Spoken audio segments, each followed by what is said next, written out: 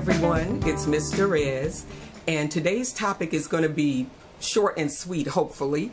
I'm going to talk about the 10 things that you need if you want to do a movie or other project on a shoestring budget. And I do mean shoestring. I know all about that. So anyway, number one is you have to find a good script. I know that sounds easy, and a lot of people who write, would like to think their script is the greatest thing that's ever been written.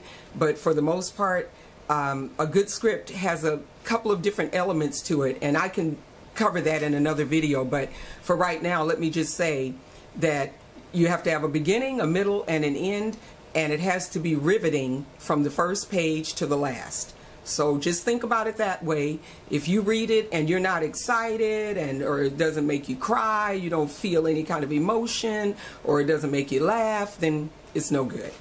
Okay, so number two is find someone to do a budget. Now, some people already know how to do a budget. If you don't, there is budget software. There's also budget examples online. And if you get in touch with me, either on my Instagram, which is Ms. Derez, which is D-O-R-E-Z, then I'll let you know a friend of mine who does budgets. Anyway, because you're going to need that if you want to look for investors, or even if you just want to, the fact that you're shooting, you're going to need a budget, let me say that. But if you want to approach investors, or you want your family and friends to loan you money, or to be involved in your project, then you're going to need a budget. Once you have a budget, if you want to look for investors, try to think outside the box on that. You can go to your dentist, the people that you do business with in stores, or whose services you use. Those are good ways to talk to people about your project. And if you have a good budget, you've got a good script, you're halfway there. The next thing is, if you don't have an attorney, you're going to need one if you're using investors. If you're just getting money from family and friends, then you guys may be able to draw up some sort of agreement, or get something on paper, some kind of contract. And there are contracts that you can get. You can write me about that as well, and I'll tell you where you can get contracts. Or you can Google that online, and you may be able to find what you need in order to protect yourself and the person who's loaning you the money. The next step after that would be casting. And you got to make sure that if you're not going to direct your project, that you have someone who has some directing experience at least, and they should be involved in the casting process. While you're doing that, you can also be scouting locations. That's the job normally of a location manager. But if you don't have all of that, and usually on a shoestring budget you don't, so you may have to be wearing several hats to get that, make that happen.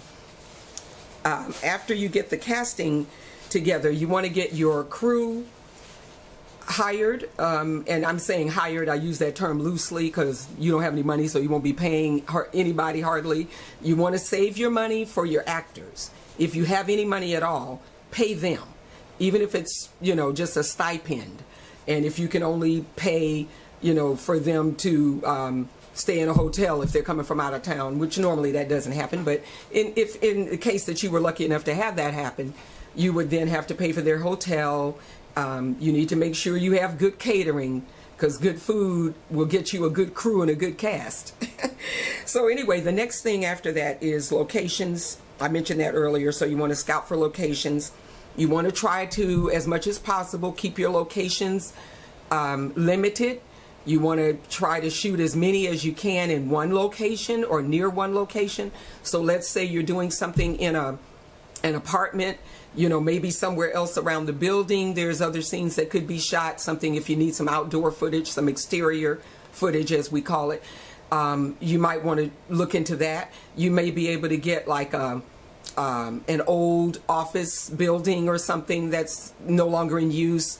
A school, anything like that. Talk to the people, let them know this is a low budget project or a student project or whatever it is. And sometimes you can get people that will say, if you come in at the times that I say you can come in, we can work it out. So you may be able to get something where you would be in a school during weekends. And there are some people, they just shoot only on weekends, and it may take months to get the project done. But I would suggest that you take your time and do everything correctly so that you have a project that is really, really good. Then after that, you want to look into getting equipment, and that can be kind of tricky, but it just depends on what your knowledge is about equipment. If you don't have a lot of knowledge about equipment, then try to get somebody who does, who can help you with getting cameras and lighting and all that stuff. And also, when you get ready to start production, you're going to need certain forms, and so a production coordinator knows all about that. So, and you can write me as well if you have any questions about that. Let's say you're getting ready to do a project. I would be glad to help you. Let me know what you need, and if there's anything I can refer you, to someone or whatever, I'll do that. Be happy to help you. And after you actually start filming, you're going to need to start thinking about an editor. That's if you're not editing your own project. Most people don't have editing experience, so you're going to probably need to get an editor or to pay an editor. And so that's the other place where you want to make sure you use your money. Money is well spent on equipment, on casting, and on your editing. So those are the 10 things. I didn't say them by numbers, so I'm going to go back through quickly and just give you the numbers. Number 1 is a good script. Number 2, find someone to do a budget. Number 3, start looking for investors. Number 4, if you don't have an attorney, get one, or get contracts and get those filled out. Number 5 is casting. Number 6 is get a crew together. 7 is location scouting. 8 is equipment. 9 is you will actually start production. And 10 is editing. Once you have all of those things done, you're on your way, and hopefully you'll have a good project. It's important when you finish to just maybe screen it for a few select people who know about film production, who can then tell you if they think, the quality is good. You might also want to do that with your script. Just let a few people read it, only people who really know about scripts. Don't waste your time with, other people who have no experience, who are going to just give you their opinion and tell you all these things that you need to fix or change. And they could be wrong, and then there you'll be with a script that maybe was on the right path or right track, and it got sidetracked. So anyway, I hope that you will stay tuned in to my channel, subscribe, so that you won't miss any of the future videos I'm going to do. And I hope you have a good day.